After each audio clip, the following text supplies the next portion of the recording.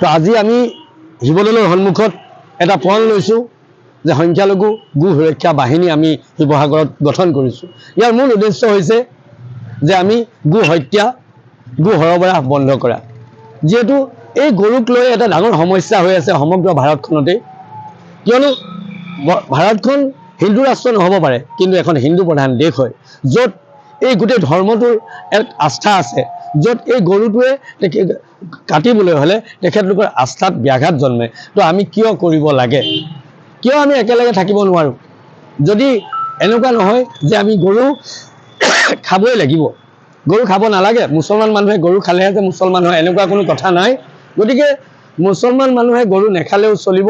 আমি গো সুৰক্ষা বাহিনী অসমে এটাই প্ৰণ ল'ম যে শিৱসাগৰত এয়া প্ৰথম আৰম্ভ কৰিছোঁ আমি, ইয়াৰ পৰা সমগ্ৰ অসমতে আমি যুঁজা চলাম যাতে ক'তো গৰু কটা বা গৰু সৰবৰাহ যাতে নহয়। আৰু বিশেষকৈ এটা কথা ক'ব লাগিব, মুখ্যমন্ত্ৰী হিমন্ত বিশ্ব শৰ্মা ডাঙৰীয়াক আমি ধন্যবাদ দিব লাগিব, যিহেতু তেখেতে যিখন আনিলে যে ৰেষ্টুৰেণ্টে হওক বা ৰাজহুৱা স্থানতে হওক যি গো কটা বা গো খোৱা বন্ধ কৰিলে, তাক আমি সমৰ্থন জনাইছোঁ। আৰু অনাগত দিনত আমি মুখ্যমন্ত্ৰী ডাঙৰীয়াৰ হাতত হাত ধৰি প্ৰত্যেকখন গৰু সৰবৰাহ কৰা যিবিলাক বজাৰ আছে সেই বজাৰবিলাক আমি বন্ধ কৰিবলৈ চেষ্টা কৰিম। আৰু মুখ্যমন্ত্ৰী ডাঙৰীয়াই বিশেষকৈ গো সৰবৰাহ আৰু গো বজাৰসমূহ বন্ধ কৰক, কিয়নো এই সমস্যাটো তেতিয়ালৈকে চলি থাকিব যেতিয়ালৈকে গৰু বজাৰ চলি থাকিব, যেতিয়ালৈকে গো সৰবৰাহ চলি থাকিব, তেতিয়ালৈকে ইছলাম ধৰ্মাৱলম্বী লোকসকলে এই গো ভক্ষণ কৰিবলৈ সুবিধা পাই থাকিব।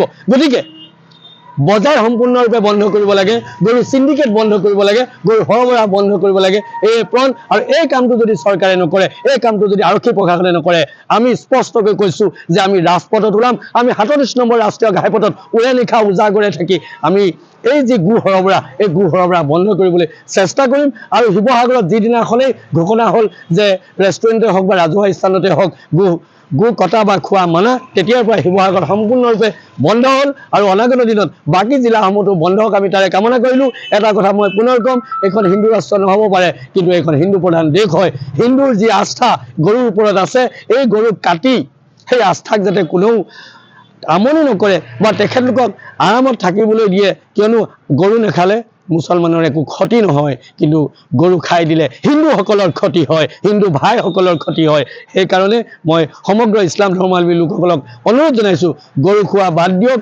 গৰুৰ বিকল্প বহুত আছে, যে আপোনালোকে খাবই লাগিব এনেকুৱা কথা নহয়। আৰু শেষতে এটা কথাই ক'ম, মুখ্যমন্ত্ৰী হিমন্ত বিশ্ব শৰ্মা ডাঙৰীয়াই যি নিয়ম উলিয়ালে, যি আইন উলিয়ালে, তাক সম্পূৰ্ণৰূপে প্ৰণয়ন কৰক আৰু গৰু সৰবৰাহ বন্ধ হওক, গৰু বজাৰ বন্ধ হওক।